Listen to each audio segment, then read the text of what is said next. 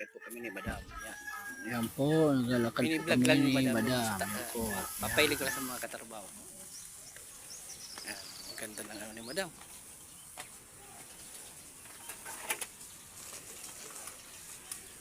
Wow. Yung ano ni, ang sunflower room. Sunflower room. Room, oo. Ano niya, Caribbean ang ano niya. Ang theme niya. Yan. Ang ganda. Ayos ah. Aircon to ano? Aircon. Tapos kahiling ko sa imong banyo. Yan. Diyan siya maagi kasi hindi naman sa banyo. Yan. Yan kinang mag-breakfast hindi. Ganda no, Madam. Oh.